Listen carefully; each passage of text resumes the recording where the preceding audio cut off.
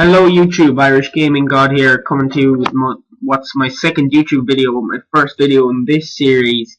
This series is basically just gonna be a series teaching you new guys at the game or who are unfamiliar with FIFA Ultimate Team, how it works. And this particular video is gonna be on chemistry and the ins and outs of chemistry. I know it can be a particularly confusing subject for some people, and some people just look at FIFA Ultimate Team and go, well, I'm just not playing that because that looks retarded. But once you get into it, it's really good and really addictive. So if you've got exams or work to do, then I would advise you not to even try at the minute, because it's just so fun. Right. Basically what I've done here is I put together something like what your team is going to be like when you're starting off, because basically the game gives you a starter pack which is full of these really shit players. You're not really going to get anything good in this pack. No good players, probably no players that you know. And yeah, they'll be just randomly selected from the various crap players that are out there, and they'll be thrown into any old team with any old formation and positions. So you're gonna need to, you'll be looking, saying, "Oh, let's go into a game. Let's have fun with this." But you shouldn't do that.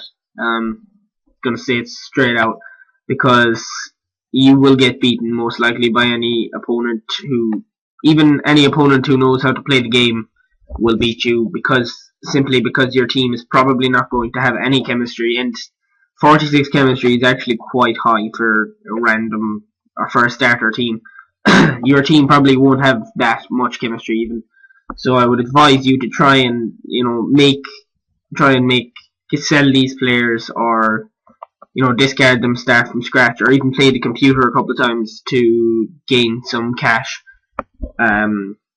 Because starting off this team, you're just gonna get annoyed with the game, because chemistry, even if you're playing with a really, with loads of really good players and they don't have any chemistry, and you're playing against really crap players who have high chemistry, the chemistry kind of has an effect, like it's like a performance enhancing drug in a way. It makes them play like way beyond their capabilities and a lot better than players like would usually play. So basically I'm going to explain what these random yellow, green and red lines mean, for those of you who don't already know. Okay, so I'm going to start off with these guys. I'll start off with the goalkeeper, actually. As you can see, this goalkeeper has like a yellow formation, which means that he gets some chemistry for his formation because it's similar to that of his preferred formation, which, as you can see here, is 4-3-1-2. I am on the web app here, by the way, and it might be a little different to the console, but all the same information is available to you. Sorry, 1 minute. Let me just... Sorry about that, guys. Anyway, what I was saying was, this guy has a 4-3-1-2 formation, which means that it's 4 at the back, and this formation 4-4-2 is also 4 at the back, and I think it's the same. All of these, you have various players have 4 at the back formations, which means it's similar to their preferred formation, but it's not the same. So they will get some chemistry, but not as much. What I would advise you to do is to just buy your players in the formation you're going to use. So whether that be like 4-4-2, 4-3-3, 5-2-2-1, anything, make sure you buy the players that you want in the right formation. Or you can actually purchase formation changer cards, but at the start I'm not going to get into that just yet, because when you're starting off, there's no need to be getting into the nitty-gritty details like that straight away. I will be going over that at a later time, but it's just best when you're starting off just to buy the players that you want in the formation that you're going to use, and it will save you hassle in the long run. And also, as you can see here, left backs at centre back, they will lose a lot of chemistry, even if it is similar to the position that you're normally using. And this left winger here playing left mid, he doesn't get great chemistry there because that's not his actual favourite position. So but it is close, so he will get some. So there are things like that where you will get some chemistry for being in a similar position to the player's actual position. But it's better if you just buy players in formation and in position, even if you got to pay an extra couple of hundred coins to do so, because some formations are a little bit more in demand than others. So you will find that 3 at the back formations might be slightly, or might be incredibly cheaper than a 4 at the back formation, because 4 at the back is generally a popular one. Anyways, okay.